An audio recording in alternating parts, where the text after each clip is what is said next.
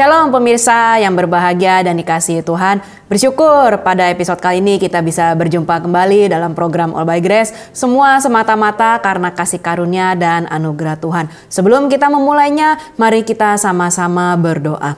Bapa yang baik, di dalam nama Tuhan Yesus Kristus, kami bersyukur bahwa Engkau kumpulkan kami Tuhan untuk bisa mengikuti program All by Grace pada episode kali ini. Dan biarlah Tuhan Kau sendiri yang beracara dalam program ini dari awal pertengahan sampai kepada akhirnya. Dan kiranya perenungan yang akan sama-sama kami dengar pada episode kali ini bisa menjadi berkat Tuhan dan membawa kami naik ke level yang lebih tinggi lagi dan semakin hari dijadikan serupa dengan Engkau ya Bapa. Kami serahkan waktu berikut ini ke dalam tangan kasih karunia-Mu. Di dalam nama Tuhan Yesus Kristus kami berdoa dan bersyukur. Haleluya. Amin.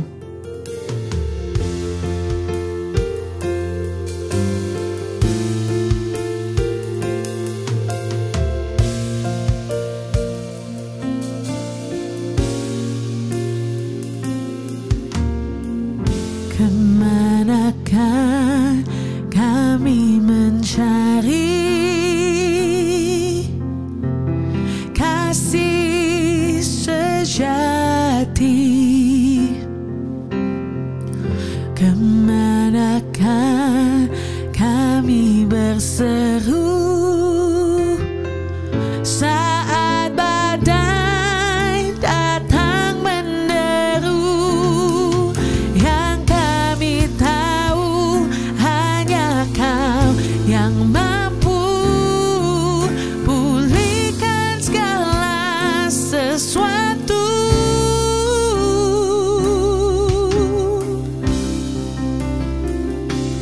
Kami perlukan keajaiban-Mu. Kami butuhkan sentuhan tangan-Mu. Kami tak dapat jalan sendiri. Kami perlu Kau Tuhan.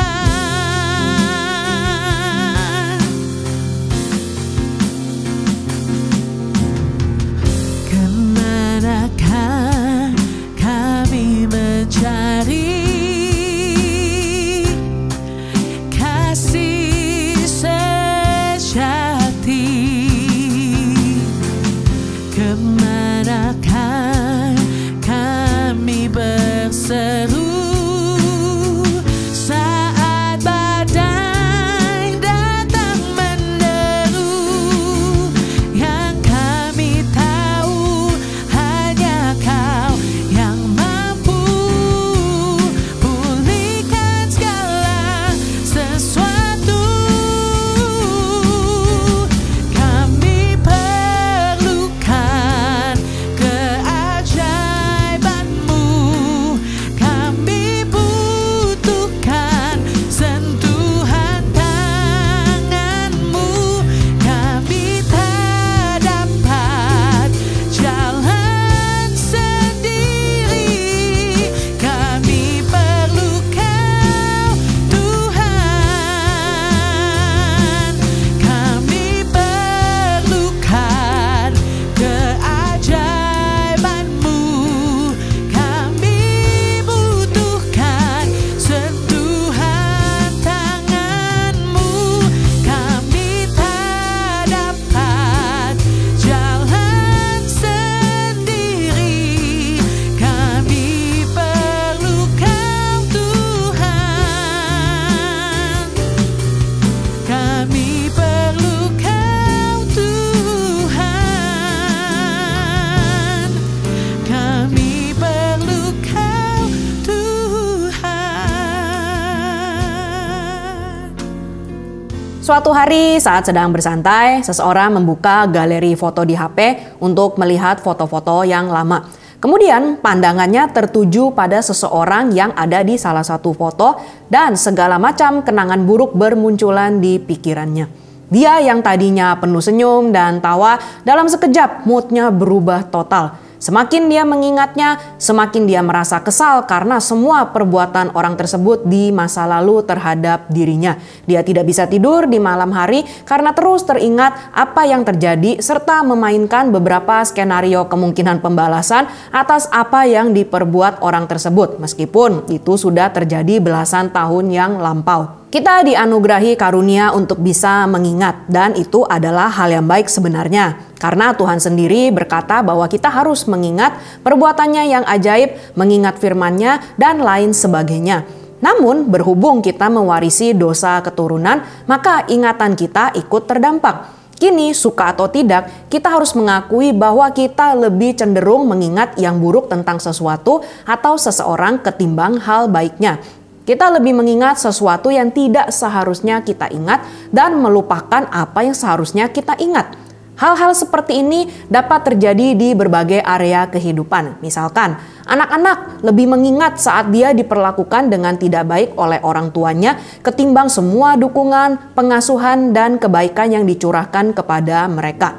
Pegawai mengingat semua kejadian saat dia ditegur oleh atasannya, sementara dia lupa bagaimana atasannya telah mengayomi dia selama ini, memberikan lapangan pekerjaan, dan mendidik dia untuk bisa menjadi sukses. Bahkan ada orang yang bisa sakit hati sama Tuhan karena merasa Tuhan itu tidak adil, tega, pilih kasih, tidak peduli, dan lain sebagainya. Semua kebaikan Tuhan ibarat panas setahun dihapus hujan sehari. Jika kita terus mengingat hal-hal yang tidak seharusnya diingat, cepat atau lambat, mood kita akan rusak, dan jika tidak dibereskan, kita memelihara satu penyakit yang berbahaya, yaitu sakit hati. Ya, semua orang punya perasaan dan perasaannya bisa terluka. Tetapi sebagaimana seseorang yang jika terluka pasti akan segera mengobatinya, maka kita juga tidak boleh lama-lama berkubang dalam lumpur sakit hati. Karena itu akan menyedot semua energi kita dan membuat kita kehilangan kasih, sukacita, damai, dan menjadi penghalang bagi kita untuk menerima segala hal baik yang telah Tuhan siapkan.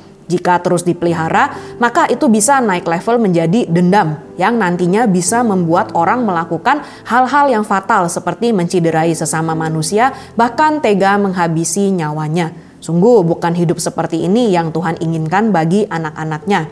Tuhan yang adalah kasih ingin kita hidup bebas dari perasaan sakit hati karena itu tidak baik untuk kita, tidak baik untuk sesama, dan juga tidak mempermuliakan nama Tuhan. Itulah sebabnya kita perlu mencari solusi atas permasalahan ini sehingga kita bisa dibebaskan, nama Tuhan dipermuliakan, dan pemulihan yang kita terima dari Tuhan dapat diteruskan kepada orang lain sehingga mereka yang terluka pun juga bisa menemukan pengharapan di dalam Kristus. Tema program All by Grace episode kali ini adalah sakit hati. Kiranya melalui pembahasan tema ini kita dapat mengerti apa yang menyebabkan sakit hati dan bagaimana mengatasinya sehingga akhirnya kita bisa hidup merdeka di dalam Kristus. Penyebab sakit hati antara lain yang pertama, karena tidak mengerti menjaga hati dengan baik. Artinya kita banyak kali tidak mengerti atau bodoh. Sebenarnya bisa tidak sakit hati, tapi karena tidak menjaga hati dengan sebaik-baiknya, akhirnya jadi sakit hati. Setiap kita pasti mengerti pentingnya menjaga sesuatu yang berharga. Sebagai contoh, tempat tinggal atau tempat usaha dipasang kunci ganda, sensor anti maling, CCTV, bahkan ada yang memperkerjakan petugas keamanan pribadi untuk menjaga tempatnya agar tidak kemalingan. Kesehatan pun juga tidak kalah berharga. Itulah sebabnya orang menjaga asupan dan nutrisi serta rutin berolahraga agar tidak mudah terserang penyakit. Tanpa penjagaan yang baik, maka bisa terjadi yang namanya kebobolan dan mengakibatkan banyak kerugian yang seharusnya tidak perlu terjadi pula karena lengahnya penjagaan. Ada satu bagian lagi yang begitu penting dalam kehidupan kita yang harus dijaga dengan sangat baik karena itu menentukan bagaimana kita menjalani kehidupan ini yang juga akan mempengaruhi kehidupan kita di alam baka nanti. Itu adalah hati kita, yang juga menjadi pusat emosi dan pemikiran yang mempengaruhi bagaimana kita berkata-kata, bersikap, dan bertindak. Inilah alasan mengapa firman Tuhan mengingatkan kita akan hal ini di dalam Amsal pasal 4 ayat yang ke-23. Jagalah hatimu dengan segala kewaspadaan, karena dari situlah terpancar kehidupan. Kita tahu bahwa dunia yang kita tinggali ini sudah tidak lagi sempurna, termasuk manusianya juga. Itulah sebabnya banyak sekali sikap dan perkataan manusia yang bisa menyakiti sesamanya. Tentu ini bukanlah alasan bagi kita untuk menyakiti satu sama lain, tetapi ini menjadi pengingat bagi kita semua bahwa sebagaimana kita tidak bisa mencegah hujan turun tetapi bisa memilih untuk berteduh, kita juga tidak bisa mengatur sikap dan perkataan orang, tetapi kita bisa memilih untuk menjaga hati agar jangan sampai masuk benih yang salah, yaitu benih sakit hati dan dendam. Jika benih itu sudah ada, kalau tidak dibereskan, itu akan berakar, bertumbuh, dan berbuah baik lewat perkataan ataupun tindakan. Ada seseorang yang diperlakukan dengan sangat tidak baik oleh manajernya di tempat kerja. Dia sudah tidak tahan dan ingin keluar. Tetapi lewat seorang hamba Tuhan yang diberi karunia bernubuat, Tuhan berkata bahwa ini adalah proses baginya yang ternyata mudah sekali sakit hati dengan orang lain. Dari perkataan yang sebenarnya sederhana bisa menjadi masalah dan menyimpan dendam. Awalnya dia bingung bagaimana menjalaninya, tetapi Tuhan mengingatkan dia untuk menjaga hati, tetap bersukacita di dalam segala keadaan, termasuk dalam keadaan yang tidak baik. Dia mulai menerapkan itu di tempat kerjanya. Saat diminta bekerja di luar tanggung jawabnya, diminta lembur tapi tidak dibayar, dia tetap mengerjakannya dengan sukacita. Tentu ada godaan untuk marah, kesal, dan sakit hati terhadap atasannya. Tetapi dia memilih untuk tidak mau terusik dan terpengaruh oleh perlakuan orang terhadap dirinya. Perlahan tapi pasti dia bisa melewati proses itu dan menjadi orang yang lebih sabar, tidak gampang-gampang sakit hati sampai akhirnya Tuhan memberikan dia pekerjaan yang baru dan dipromosikan.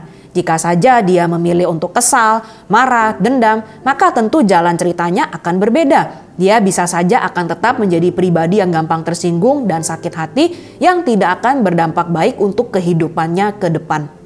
Penulis kitab Amsal yang bijaksana sudah memperingati kita di dalam Amsal pasal 12 ayat yang ke-16 dalam terjemahan bahasa Indonesia sehari-hari. Kalau orang bodoh tersinggung, saat itu juga ia menyatakan sakit hatinya. Tapi orang bijaksana tidak peduli bila dicela. Dalam Alkitab tercatat kisah tentang Kain dan Habel, anak-anak dari Adam dan Hawa. Mereka berdua mempersembahkan korban kepada Tuhan, tetapi persembahan Habel dikenan oleh Tuhan sementara Kain tidak. Karena kejadian itu, Kain marah dan tersinggung. Tuhan pun mengingatkan Kain yang tercatat di dalam Kejadian pasal 4 ayat ke-5 bagian B sampai ayat ke-7. Lalu hati Kain menjadi sangat panas dan mukanya muram. Firman Tuhan kepada Kain, "Mengapa hatimu panas dan mukamu muram? Apakah mukamu tidak akan berseri jika engkau berbuat baik? Tetapi jika engkau tidak berbuat baik, dosa sudah mengintip di depan pintu. Ia sangat menggoda engkau, tetapi engkau harus berkuasa atasnya." Sayangnya, Kain tidak menjaga hatinya. Meskipun Tuhan sudah berkata bahwa dia harus menguasai hatinya sehingga tidak dikuasai oleh dosa, tetapi Kain membiarkan dendam menerobos masuk ke dalam hatinya dan tragisnya itu dilampiaskannya kepada adiknya. Kain pun harus menanggung akibatnya dan membuat dirinya sendiri sengsara. Seandainya saja Kain memilih yang berbeda, maka hasil yang dia terima pun juga pasti berbeda. Menjaga hati di sisi lain juga berarti memperhatikan apa yang masuk ke dalam hati kita. Dalam bidang teknologi ada sebuah istilah yang terkenal yaitu GIGO, garbage in, garbage out, yang secara gamblang artinya sampah yang masuk, sampah juga yang keluar. Sebaliknya juga berlaku, jika yang masuk adalah yang baik, maka yang keluar pun adalah baik juga. Saya pernah mendengar sebuah ilustrasi tentang secangkir kopi. Anggap saja kita sedang berjalan memegang secangkir kopi, kemudian seseorang bertabrakan dengan kita dan kopi itu tumpah. Pertanyaannya, mengapa kita menumpahkan kopi? Kita pasti spontan menjawab, ya karena seseorang menabrak saya. Tidak salah, tapi juga kurang tepat. Mengapa kita menumpahkan kopi? Karena isi cangkir kita adalah kopi. Kalau isi cangkir kita adalah teh, maka yang tumpah adalah teh. Kalau isinya air, maka yang keluar adalah air.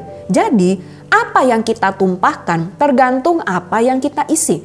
Hati kita ibarat cangkir dan semua tergantung kepada kita untuk mengisinya dengan apa. Sedikit banyak kita pasti akan tersenggol atau bersinggungan dengan orang. Kita tidak bisa menghindarinya. Seringkali kita dengan cepat menyalahkan orang lain yang menyenggol kita. Tetapi bukankah akan lebih baik jika kita meng-cross-check isi cangkir hati kita? Apakah isinya hal-hal yang baik dan berkenan di hadapan Tuhan? Apakah isinya damai, sukacita, kasih, kesabaran, atau isinya dendam, amarah, sakit hati? Sebagaimana ayat yang mengingatkan kita untuk menjaga hati karena itulah sumber kehidupan, maka kita pun perlu memperhatikan apa yang masuk ke dalam hati kita selama ini. Karena Yesus sendiri sudah berkata di dalam Injil Lukas pasal yang ke-6 ayat ke-45. Orang yang baik mengeluarkan barang yang baik dari perbendaharaan hatinya yang baik. Dan orang yang jahat mengeluarkan barang yang jahat dari perbendaharaannya yang jahat. Karena yang diucapkan mulutnya meluap dari hatinya.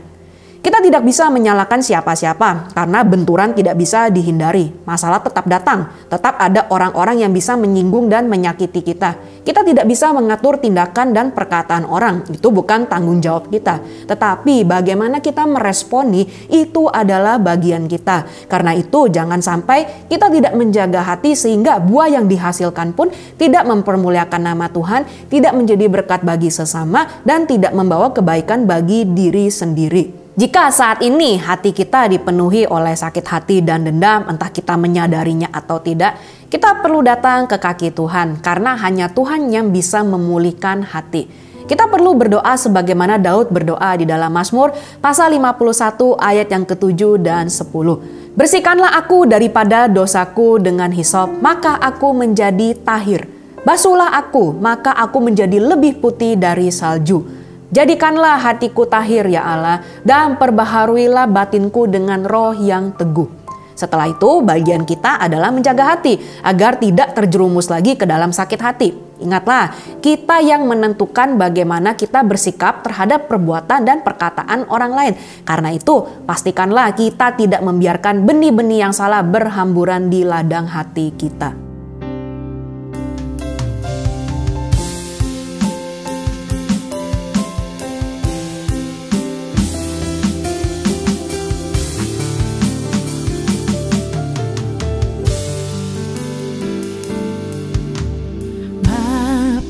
Kau setia, takkan meninggalkan, dan ku percaya Engkau milikku dan ku milikmu.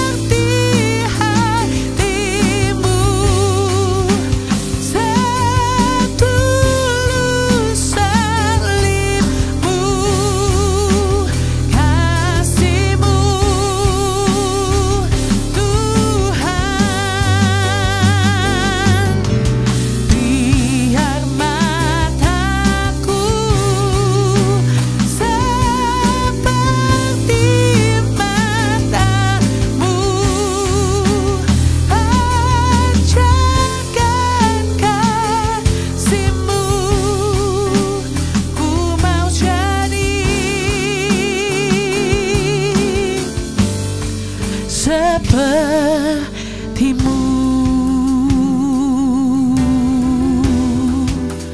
Ku mau jadi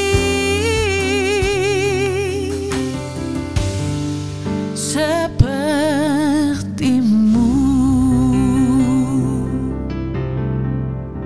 Penyebab sakit hati yang kedua adalah karena pilihan sendiri.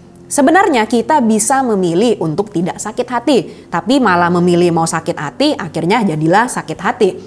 Pernahkah kita menghadapi seseorang yang sebenarnya sudah diperingatkan akan bahaya di depan, tetapi dia memilih untuk berjalan terus sampai akhirnya dia masuk ke dalam bahaya tersebut dan menderita? Tentu kita bisa berpikir, kok aneh sekali orang itu, sudah tahu ada bahaya di depan kenapa masih diterobos? Bagi kita itu tidak masuk akal. Uniknya, kalau mau direnungkan, berapa kali kita melakukan hal yang sama terkait sakit hati? Kita sebenarnya sudah tahu kalau sakit hati itu tidak mendatangkan kebaikan, tetapi kita lebih memilih untuk sakit hati ketimbang melepaskan pengampunan. Apa yang dikatakan penulis kitab Amsal juga dapat berlaku dalam hal ini, yaitu pada Amsal pasal 22 ayat yang ketiga dalam terjemahan bahasa Indonesia sehari-hari. Orang bijaksana menghindar apabila melihat bahaya. Orang bodoh berjalan terus lalu tertimpa malapetaka. Ada sebuah quote yang sering diatributkan kepada Nelson Mandela yang berkata demikian. Menyimpan perasaan benci itu sama seperti meminum racun dan berharap itu membunuh musuh kita. Kita berpikir bahwa dengan menjaga perasaan benci tetap ada di hati, maka itu membuat orang yang bersangkutan kapok, sadar, menyesal, dan minta maaf. Itu hanyalah ilusi. Kita juga bisa membela diri dan berkata, siapa juga yang tidak sakit hati jika diperlakukan seperti itu? Ya, memang kita masih manusia, masih bisa merasakan sakit. Yesus sendiri pun bisa terluka perasaannya. Tetapi marilah kita menerapkan analogi seperti ini. Apa yang pertama kali kita lakukan saat terluka? Kita tentu mencari pertolongan agar luka itu jangan bertambah parah, bernanah, atau membusuk. Jarang sekali saya mendengar ada orang yang terluka lalu membiarkannya begitu saja. Sama, jika hati kita terluka, maka seharusnya kita mencari pertolongan agar jangan sampai luka itu membusuk. Seharusnya, namun sayangnya ada beberapa orang yang memilih untuk memelihara luka ketimbang mengobati luka. Mereka memelihara memori buruk, memainkannya berulang-ulang di pikiran, membayangkan skenario pembalasan seolah-olah dengan melakukannya mereka merasa puas. Pilihan yang demikian tidak pernah mendatangkan kebaikan bagi diri sendiri dan juga tidak mempermuliakan Tuhan. Ya, memang ini jauh lebih mudah dikatakan daripada dilakukan. Kita semua tentu punya pengalaman sendiri terkait hal ini. Tetapi, apakah memilih untuk menjadi sakit hati itu lebih baik? Tahun 1947, Corrie ten Boom, salah satu penyintas kamp konsentrasi Jerman, diberi kesempatan untuk menyampaikan renungan di salah satu gereja di Munchen. Isi renungan tersebut adalah tentang pengampunan yang Tuhan berikan. Dia berkata, jika kita mengakui dosa kita, maka Allah melemparkannya jauh ke dalam tubir laut. Setelah acara selesai, seorang pria menghampirinya. Awalnya, dia tidak mengenalinya, tetapi lambat laun berbagai memori buruk terputar kembali di benaknya seperti sebuah film. Pria ini adalah mantan penjaga kamp konsentrasi Ravensbrück, tempat Corrie dan kakaknya Betsy dijebloskan serta diperlakukan dengan sangat tidak manusiawi sampai akhirnya kakaknya meninggal di sana. Pria itu berdiri di hadapannya, mengulurkan tangan dan berkata, "Saya adalah mantan penjaga penjara yang disebutkan tadi. Tetapi kini saya sudah menjadi seorang Kristen. Saya tahu Allah telah mengampuni saya untuk hal-hal keji yang saya lakukan di sana. Tetapi saya ingin mendengarnya dari mulut Anda sendiri. Nona, apakah Anda bersedia mengampuni saya?" Bagi Corrie, waktu yang hanya beberapa detik itu terasa seperti berjam-jam saat dia menatapi tangan yang terulur itu. Tangan yang sama yang telah membuat hidupnya dan kakaknya menderita.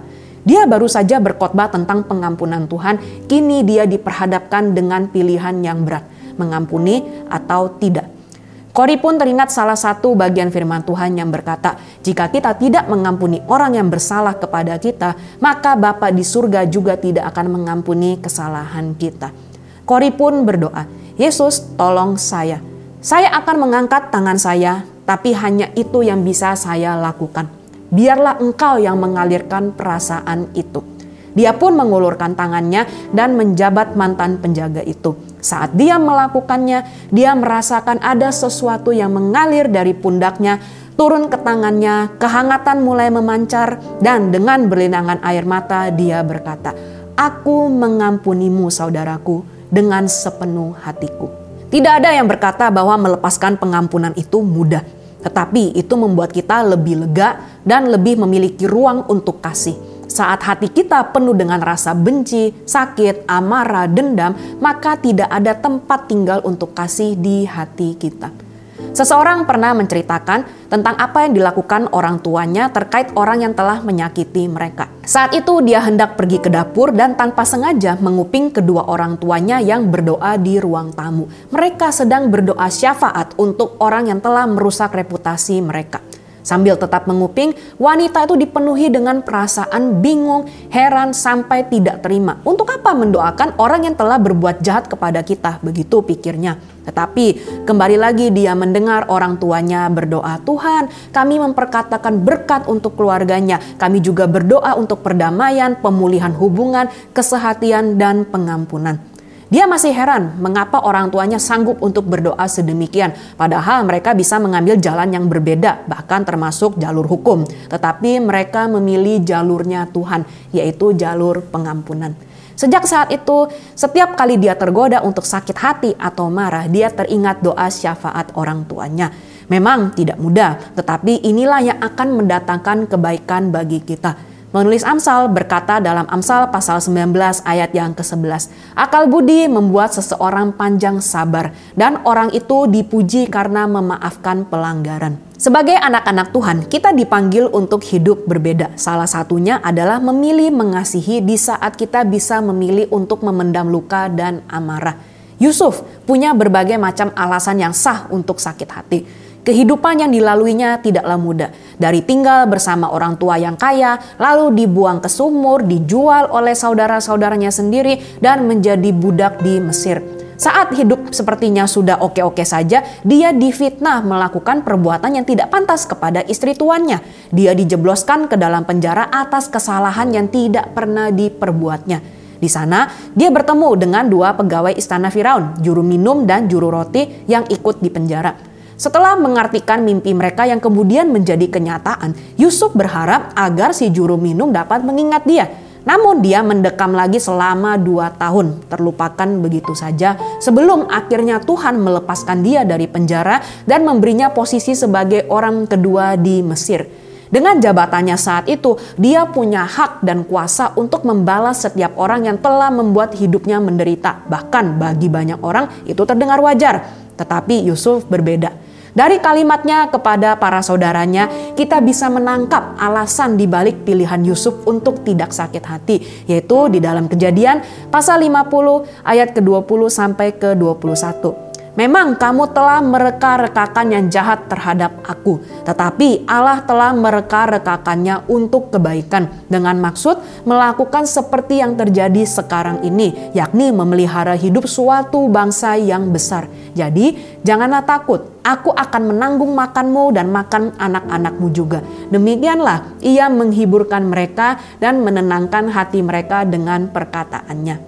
Yusuf bisa memilih untuk tidak sakit hati karena dia ingat masih ada Tuhan. Dan apapun yang terjadi, termasuk yang terburuk sekalipun, Tuhan sanggup mendatangkan kebaikan dari itu semua. Meskipun Tuhan seringkali tidak bekerja dalam waktu dan cara yang kita mau.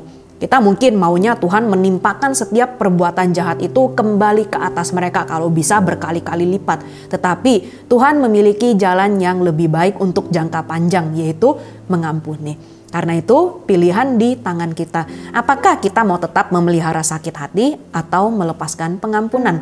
Hendaknya kita bisa mengambil keputusan yang tepat.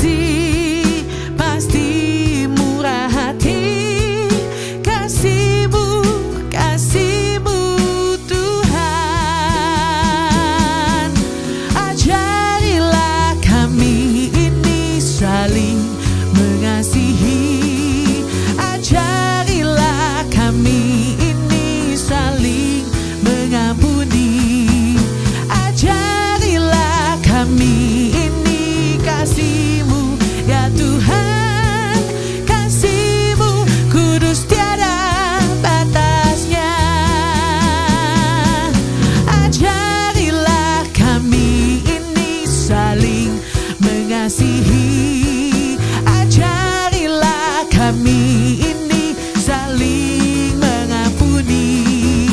Ajarilah kami ini kasih-Mu ya Tuhan. Kasih-Mu kudus tiada batasnya.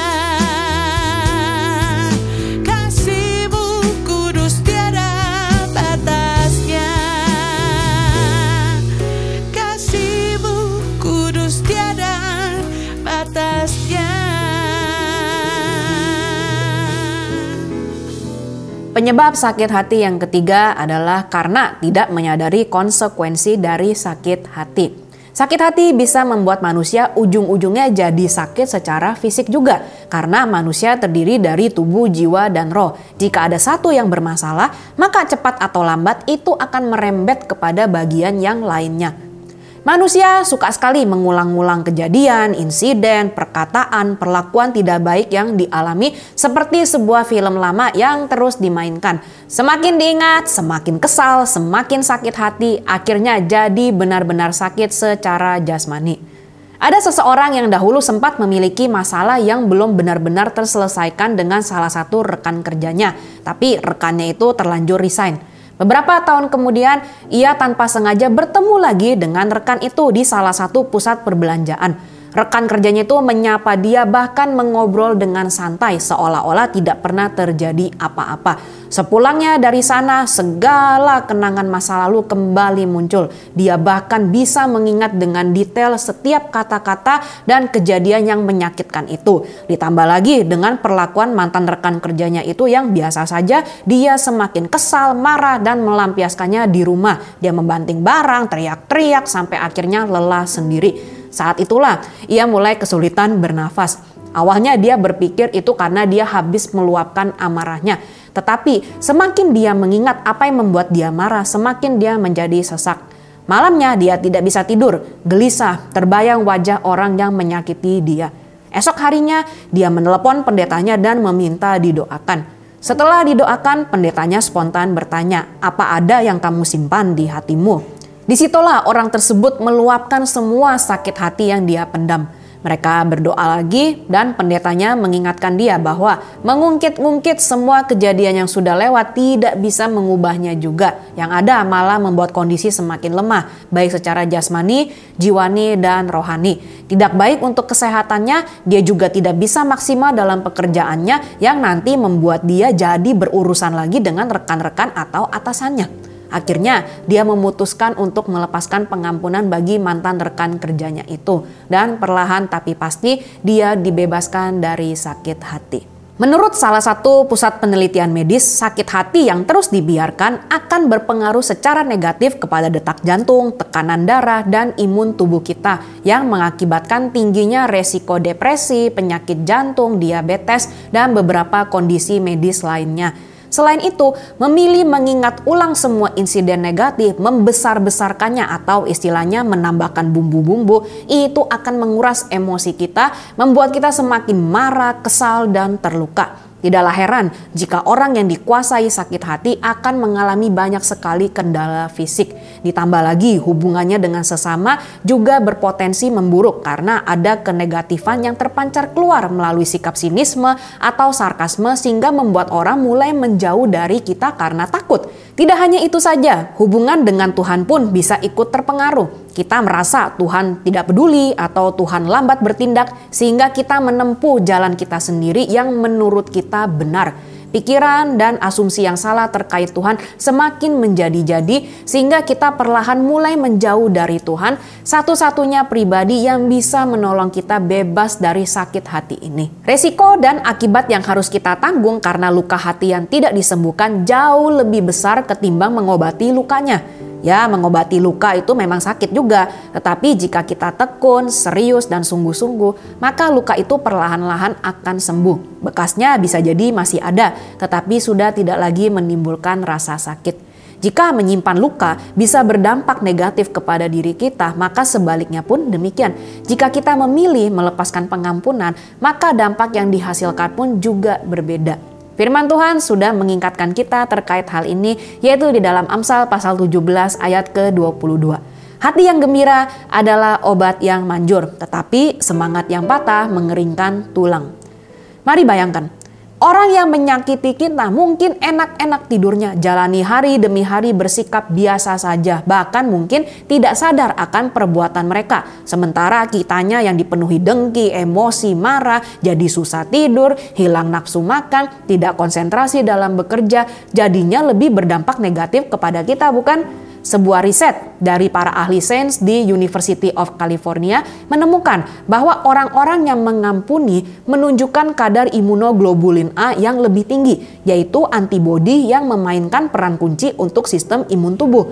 Itulah mengapa mengampuni dapat meningkatkan daya tahan tubuh kita terhadap penyakit. Karena itu, sebenarnya tidak ada pilihan yang lebih baik lagi termasuk untuk kesehatan kita sendiri selain mengampuni. Tidak mudah, tetapi layak diperjuangkan. Lagu Bapa Sentuh Hatiku telah menjadi berkat bagi banyak orang yang melewati masa sulit. Latar belakang dari penggubahan lagu ini adalah kejadian dari teman sang penulis yang mengalami perlakuan secara tidak senonoh oleh ayah kandungnya sendiri sampai berbadan dua. Gadis ini bercerita kepada ibunya tetapi dianggap bohong. Dia menjadi stres, histeris sampai dianggap tidak waras. Dia dikeluarkan dari sekolah dan tinggal di sebuah pondok kecil di perkebunan milik ayahnya dengan kedua tangan dan kakinya dipasung sambil didampingi seorang asisten rumah tangga. Hal ini berlangsung selama kurang lebih 14 tahun sampai tiba-tiba saja pasungan itu terlepas. Hal pertama yang dia ingin lakukan adalah mengakhiri hidupnya, tetapi Tuhan menahannya untuk melakukan hal tersebut. Di saat itu jugalah dia mendengar Tuhan berkata, "Ampuni dan kasihi ayahmu." Awalnya dia menolak, namun kasih Tuhan perlahan tapi pasti menguasai hatinya sampai dia berkata, "Ya." Di saat itu jugalah dia merasakan damai sejahtera yang tidak pernah dia alami sejak belasan tahun yang lalu.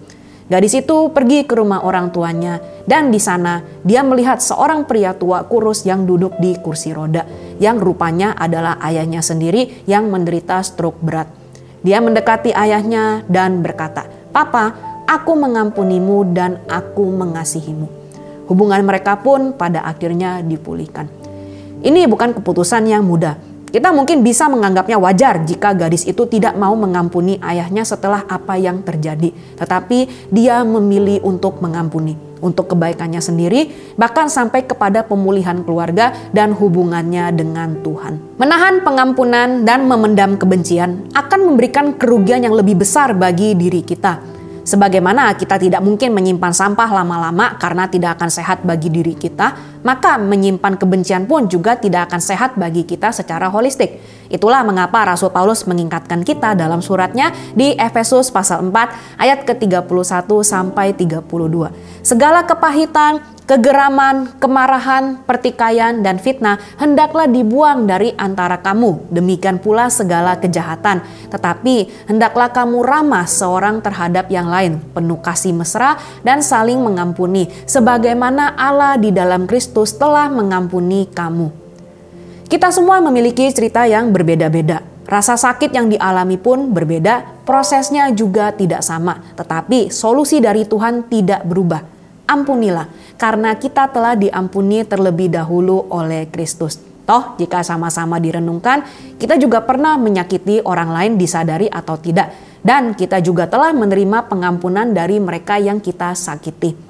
Sebagaimana proses mengobati luka tidaklah sebentar dan butuh ketekunan, maka proses pemulihan dari sakit hati pun tidak sebentar. Ini bukan perkara satu kali selesai. Bisa jadi kita perlu melakukannya berulang kali, tetapi percayalah, dalam setiap prosesnya kita tidak sendiri. Tuhan satu-satunya penyembuh jiwa yang terluka dengan sabar mendampingi dan memulihkan. Dalam dua bagian di kitab Mazmur, kita bisa melihat bagaimana hati Tuhan bagi kita yang terluka, yaitu di dalam Mazmur pasal 34 ayat yang ke-18. Tuhan itu dekat kepada orang-orang yang patah hati dan ia menyelamatkan orang-orang yang remuk jiwanya. Dan juga di dalam Mazmur pasal 147 ayat yang ketiga. Ia menyembuhkan orang-orang yang patah hati dan membalut luka-luka mereka. Di saat kita merasa Tuhan tidak peduli, sesungguhnya Dia mengerti dan peduli. Tuhan tahu setiap perbuatan manusia, termasuk motivasi di balik itu semua, dan Dia adalah Tuhan yang adil. Ketimbang main hakim sendiri, adalah jauh lebih baik bagi kita untuk berserah kepada Tuhan. Banyak kali orang yang melukai kita sebenarnya adalah orang yang terluka juga. Mungkin mereka menerima perlakuan buruk dari orang lain dan tidak mengerti bagaimana membereskannya, sehingga merembet sampai ke kehidupan kita juga. Mereka mungkin belum bertemu dengan Sang Penyembuh, yaitu Kristus, dan berusaha mencari kesembuhan dengan cara lain. Mereka bisa jadi tidak berdaya. Banyak hal terjadi yang tidak kita ketahui. Itulah sebabnya kita tidak bisa menghakimi, karena Tuhan memang tidak minta kita menjadi hakim. Tuhan meminta kita taat, dan salah satu bentuk ketaatan kita adalah melepaskan pengampunan. Karena itu, renungkanlah keadaan kita saat ini. Adakah perasaan dendam, sakit hati, amarah karena perkataan, perbuatan orang yang masih tersimpan rapat di hati kita, yang perlahan tapi pasti mulai meracuni kehidupan kita baik secara jasmani, jiwani, ataupun rohani? Sekali lagi, ini bukan berarti kita menganggap enteng perbuatan orang lain, tetapi kita akan semakin dirugikan, semakin sakit, semakin lemah, semakin tidak berdaya saat dikuasai oleh kebencian. Pilihan di tangan kita. Apakah masih mau dibelenggu dan diikat oleh sakit hati, atau kita mau hidup merdeka, tenang, bahagia, dan penuh sukacita? Serahkanlah kepingan hati kita yang sudah hancur itu kepada Tuhan. Dia berjanji untuk menyembuhkan, memulihkan, dan memberikan hati yang baru kepada kita. Dengan demikian, kita bisa menjadi pribadi-pribadi yang diisi oleh kasih dan pengampunan Tuhan untuk diteruskan lagi kepada sesama. Kita bahagia, orang lain diberkati, Tuhan pun dipermuliakan.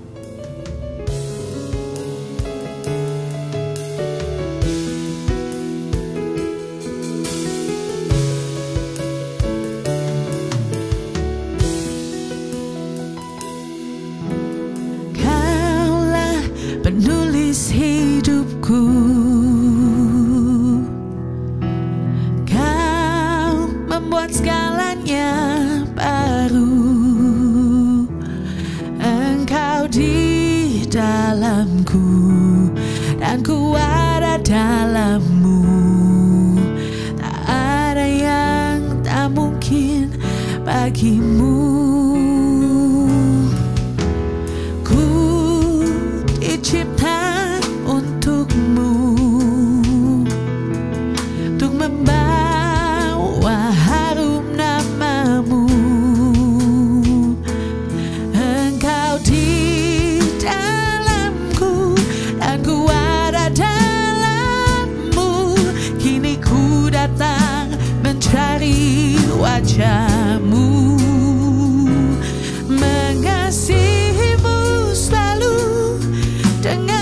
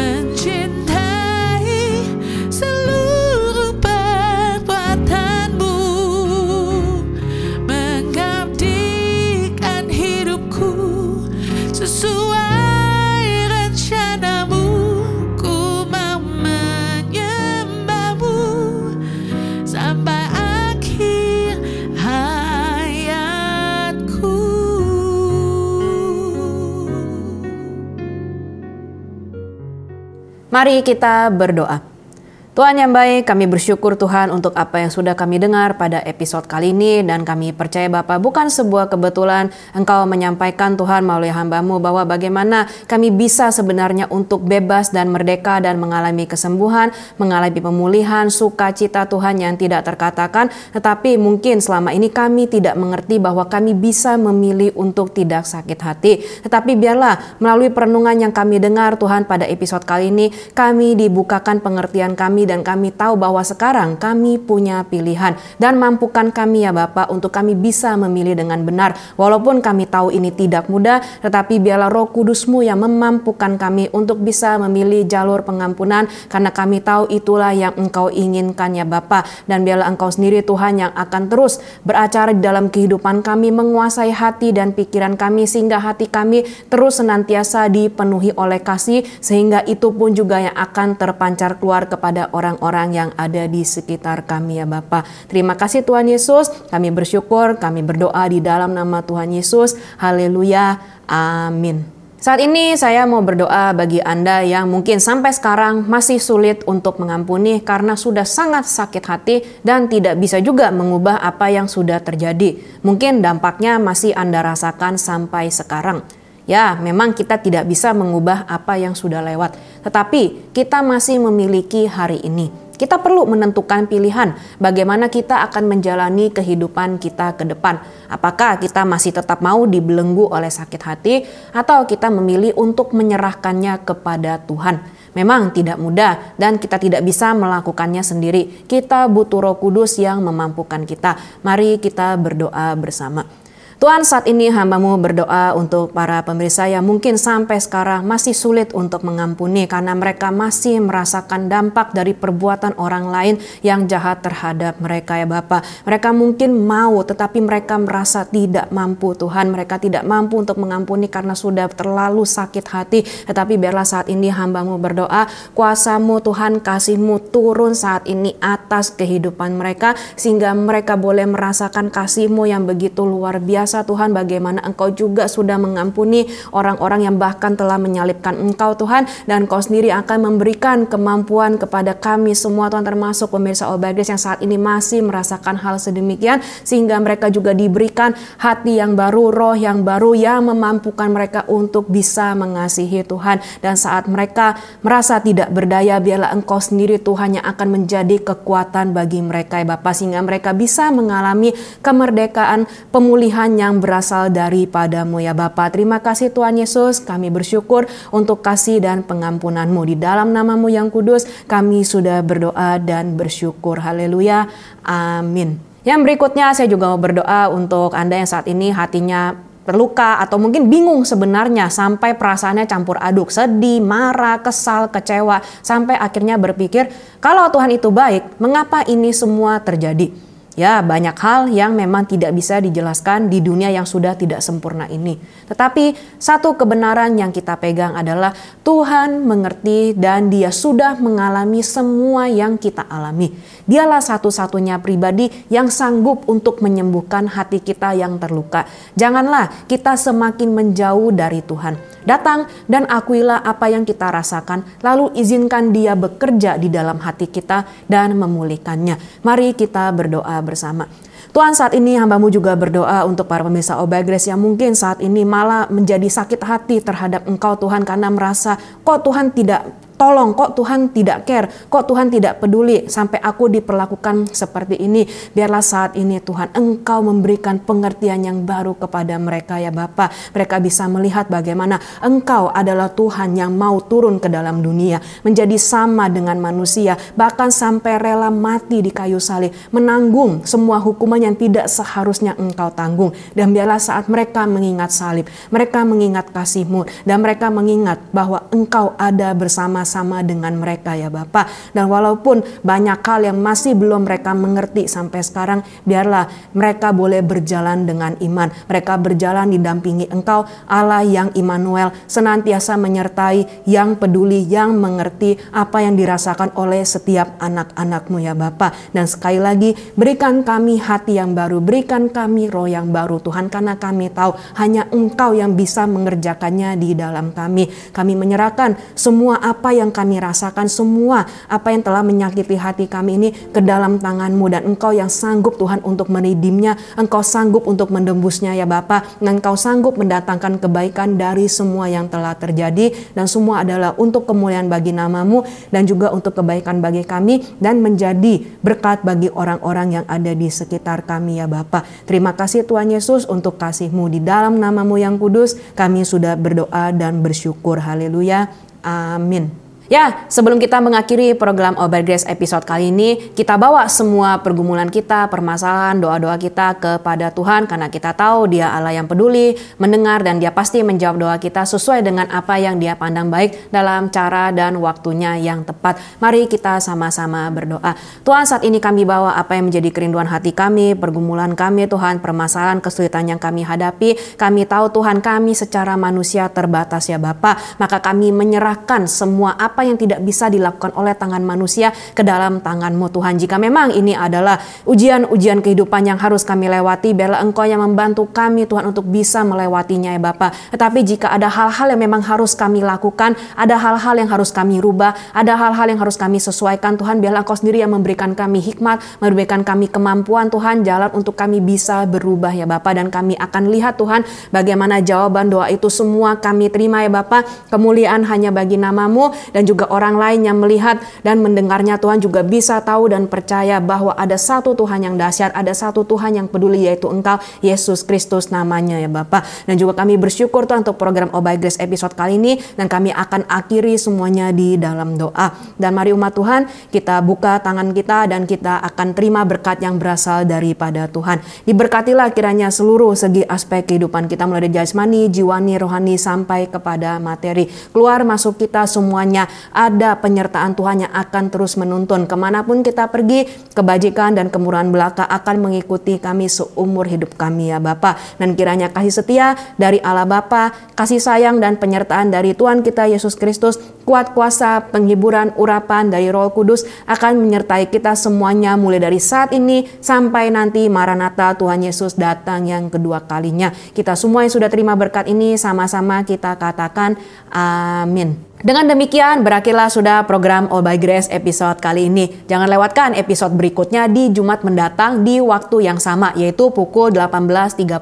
waktu Indonesia bagian Barat. Jangan lupa untuk follow sosial media kami di Instagram, YouTube, atau TikTok, dan bagikan link program All by Grace kepada sanak famili, teman, atau kenalan kita, sehingga mereka pun juga bisa diberkati dan dipulihkan sebagaimana kita sudah mengalaminya. Shalom, Tuhan Yesus memberkati. Hari yang